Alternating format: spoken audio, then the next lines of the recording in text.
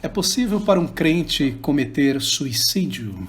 Abra comigo a palavra de Deus em Romanos capítulo 8, versículo de número 38 a 39. Deixe sua Bíblia aberta, lidaremos com vários textos.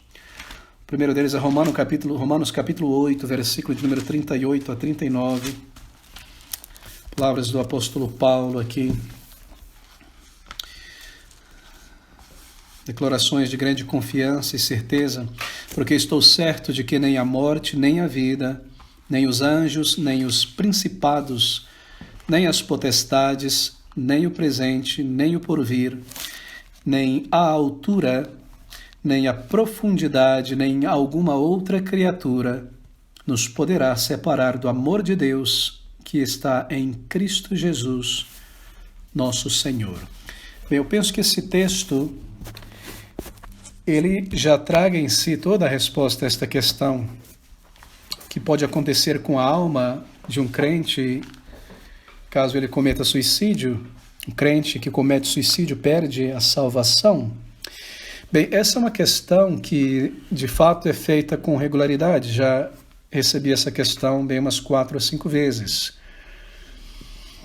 E penso que há pelo menos 4 posições diante dessa questão. A primeira delas, tendo em vista o contexto cultural, religioso que nós crescemos, o Brasil, um contexto católico romano, espírita, é que se um cristão cometer suicídio, em qualquer circunstância que seja, ele vai para o inferno. Esse é o ensino do catolicismo romano. Tem sido esse até aqui. A segunda posição diante dessa questão é que alguns têm afirmado que um crente jamais cometerá suicídio, Deus o impedirá. Essa tem sido uma outra resposta. A terceira resposta que tem sido dada é que um cristão, ele pode vir sim a cometer suicídio, mas ele perderá a sua salvação. E a quarta é que um cristão, ele pode vir a cometer suicídio, mas sem que necessariamente perca sua salvação. Bem, essas são as posições diante desta pergunta. Todavia, o que nos interessa realmente é uma análise que se baseie, se fundamente, o máximo possível na palavra de Deus. O que diz a palavra de Deus? Agora, essa é uma daquelas questões que nós não encontraremos um versículo em particular respondendo. Isso nos leva à analogia da fé. A analogia da fé é aquele ensino que nos informa que cada doutrina na Bíblia, cada questão, deve ser comparada com outros textos da palavra de Deus. Nós devemos analisar uma doutrina, um ponto, uma questão, sob a luz de toda a doutrina cristã. Fazemos uma analogia dessa doutrina, dessa questão, deste ponto, com a fé cristã. Daí a analogia da fé.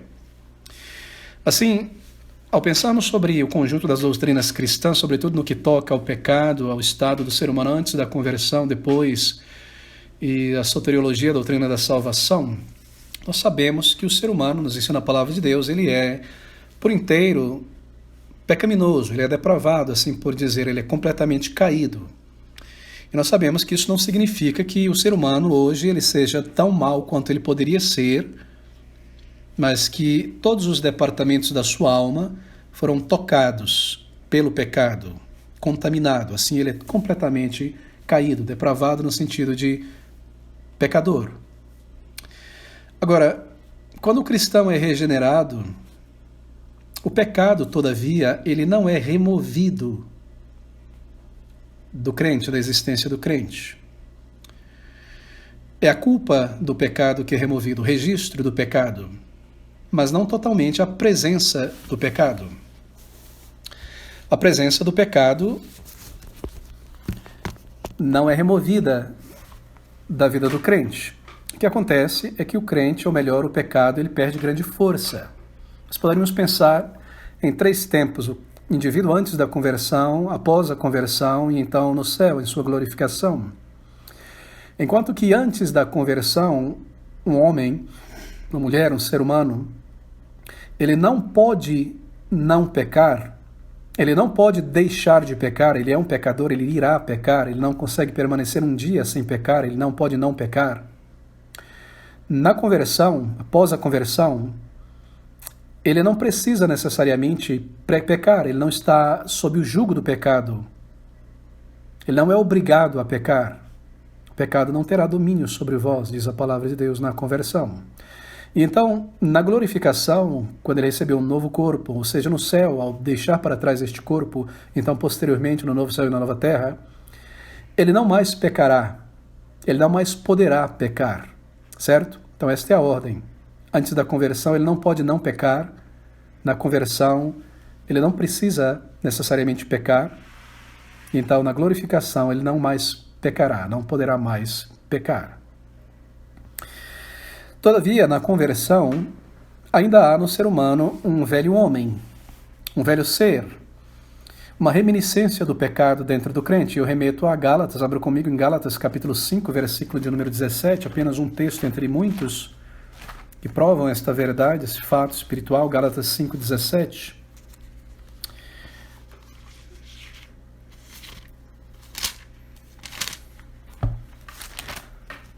Essas palavras de Paulo, bem conhecidas, porque a carne cobiça contra o espírito e o espírito contra a carne, e estes opõem-se um ao outro para que não façais as coisas que quereis. Essa ideia não é que existem duas pessoas dentro de nós, uma velha pessoa e uma nova pessoa. Isso é uma maneira de ilustrar essa luta contra a reminiscência do pecado, ilustrada como um velho homem, não é? E assim, porque ainda existe esta reminiscência, este velho ser, assim por dizer, dentro do crente, o crente ele continua com a capacidade de cometer qualquer pecado, com a exceção, é claro, do pecado contra o Espírito Santo, pecado imperdoável.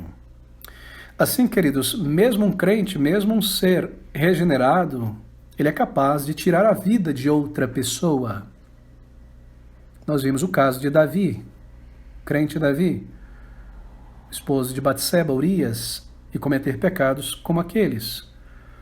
Todavia, era um crente, sem que isso tenha afetado a sua salvação. Ele foi perdoado e o Espírito trouxe de volta a alegria da sua salvação. Assim, se um crente é capaz, mesmo após a conversão, de tirar a vida de uma outra pessoa, também ele é capaz de tirar a sua própria vida. Agora, queridos, o sacrifício do Senhor Jesus Cristo na cruz, ele cobre todos os nossos pecados. E eu falo isso muito rapidamente, sem explicar muito, mas o sacrifício do Senhor Jesus Cristo, ele cobre os nossos pecados passados, presentes e futuros. Porque a salvação de um crente abarca todos esses tempos. É o perdão do registro do pecado, é o perdão de pecados que serão cometidos após a conversão. Por quê? Porque o sacrifício de Cristo não pode ser oferecido outra vez, todas as vezes que nós pecarmos. Cristo fez, em uma só ação, um só sacrifício. E esse sacrifício, essa ação, ela não pode ser repetida no futuro. Assim, a morte sacrificial substitutiva de Cristo na cruz perdoa os nossos pecados passados, presentes e futuros, de maneira que os pecados que um crente vem a cometer após a conversão foram cobertos na morte de Cristo, já que a morte dele não pode ser repetida toda vez que um crente peque. Ok? Importante manter isto em vista. Assim, na cruz, o Senhor Jesus Cristo, ele não tornou o crente justificável, mas tornou o crente justificado. Ele morreu para justificar os seus eleitos. Ali eles foram justificados, todos aqueles por quem Cristo morreu. Ele não morreu para tornar pessoas justificáveis. Romanos 3, de 23 a 26, fala sobre isso. Romanos 8, de 29 a 30. Pode conferir depois. Bem, a pergunta então é, poderia o crente, o regenerado, salvo, chegar ao ponto de tirar a sua vida? E a resposta a esta pergunta deve iniciar com outra pergunta. E a pergunta é, quem foi esse crente que cometeu suicídio? Quem foi este indivíduo que cometeu este ato? A resposta é essa. Esse indivíduo, ou melhor, pergunta toca nisso. Essa pessoa, ela evidenciava frutos bíblicos de conversão, essa pessoa que cometeu esse ato de suicídio, evidenciava, tinha em sua vida verdadeiros frutos de que era uma pessoa salva? Ou era apenas um religioso? Ou havia apenas ali mais religiosidade em alto grau do que fruto bíblico de salvação? Bem, pessoalmente eu creio que nessa categoria está a maioria dos casos dos suicídios entre chamados cristãos, entre aspas. A maioria desses que dizem que nós ouvimos a respeito são crentes ou cristãos que cometeram suicídios, penso eu, estão nessa categoria, eram mais religiosos do que pessoas salvas. Agora, obviamente, isso não é o final da minha resposta, porque, apesar disso, cristãos, crentes, pessoas regeneradas, podem se deprimir tanto que mesmo venham ao ponto de desejar a morte, querer morrer. Como no caso do crente Jó. Jó desejou morrer muitas vezes. Jonas também, debaixo da aboboreira. Elias também, só eu sobrei entre os profetas, agora querem me matar. Desejou morrer, pediu pela morte. Moisés, debaixo de muita pressão do povo de Israel. Jeremias também. Assim, um crente, ele pode se deprimir a tal ponto de desejar morrer. Agora, pense comigo, se esse cristão, esse crente, ele não tem uma vocação, um caráter tão forte quanto o de Jó, de Elias, de Moisés e de Jeremias, talvez ele chegue a ir além do mero desejo de querer morrer e acabar tirando a sua própria vida.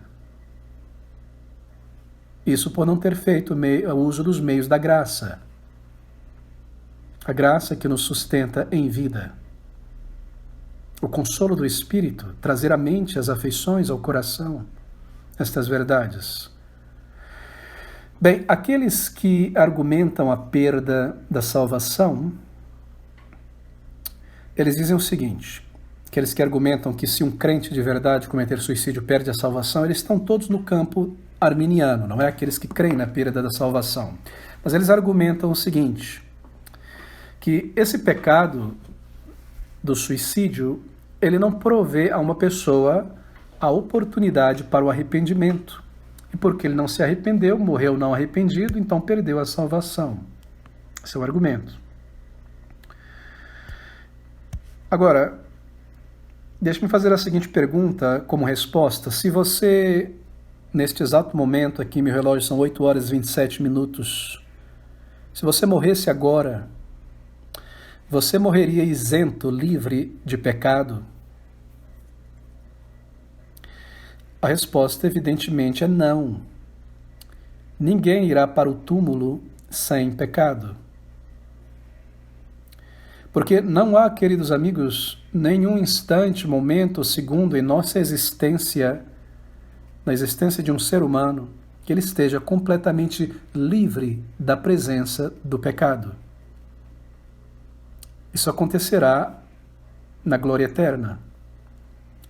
Em cada momento de nossa vida e existência, há pecados dentro de nós, há pecados em nossa vida. Pecados dos quais, muitas vezes, nós não estamos apercebidos, não é?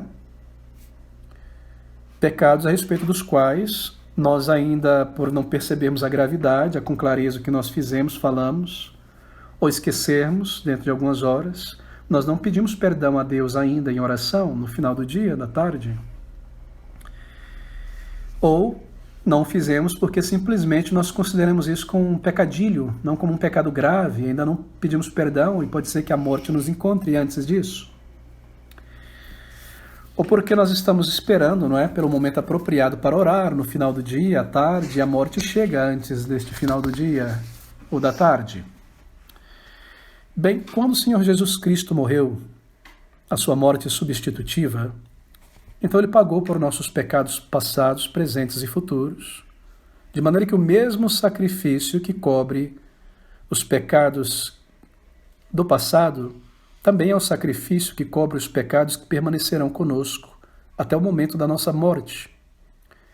E esse é o sacrifício que cobre um pecado como o do suicídio, que não dá tempo para o indivíduo se arrepender. Estão acompanhando?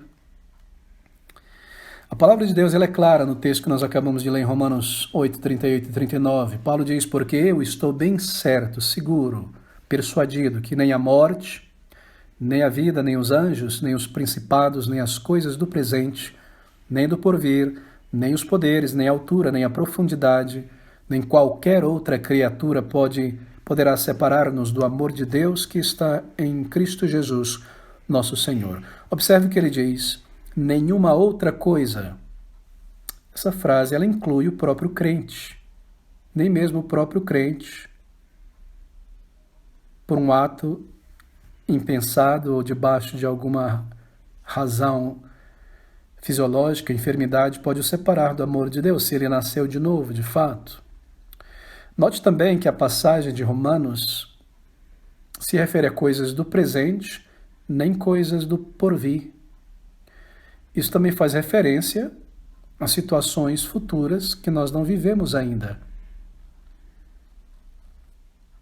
Caso eu peque antes de poder me arrepender no final do dia e a morte chegue antes do final do dia, porque Cristo morreu em meu lugar e o seu sangue vertido é eficaz para a minha salvação, mesmo antes de eu ter confessado aquele pecado, a sua salvação e o seu sangue já me salva daquilo. Agora, no lugar de ser sido um pecado qualquer que seja, coloque no lugar dele o suicídio, que é um pecado.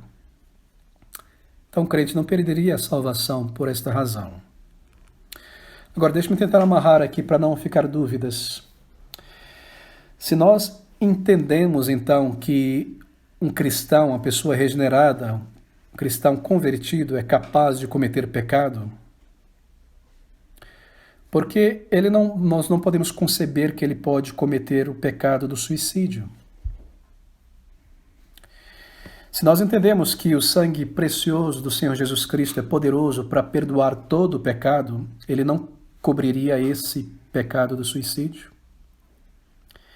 Se até Moisés também chegou a desejar que a sua vida fosse tirada devido à pressão que o povo exerceu sobre ele, a inveja de Miriam e tantas coisas, não poderia um crente genuíno que está sofrendo no momento um transtorno psiquiátrico de depressão extrema, bipolaridade, resultante de um acidente, do próprio nascimento, de alguma outra enfermidade, de algum trauma, que não tem o vigor que Moisés tinha, Elias tinha, atentar contra a sua vida de maneira definitiva? A resposta é sim, é possível. É possível. Poderíamos afirmar categoricamente que alguém que deu um testemunho de cristão, de ser salvo durante a sua vida ao cometer suicídio, na verdade não era um crente? Podemos. Assim, queridos, o ponto é este. A questão do pecado, seu perdão, sangue precioso de Cristo. E analisar o caso em particular de quem cometeu este suicídio. Era um crente verdadeiro ou um mero religioso? Ok, digamos que era um crente verdadeiro. Qual é o estado e a condição deste indivíduo? Pode uma enfermidade psicossomática, uma depressão, uma bipolaridade, um profundo trauma que é um gatilho numa enfermidade que está ali encoberta, potencial levar essa pessoa a um estado de dificuldade, e ela cometer um ato para aliviar a dor, só que um ato que depois você não pode voltar a se arrepender, mas que a pessoa se arrependeria se pudesse voltar, porque é um crente? Sim, é possível. Agora eu darei um exemplo pessoal.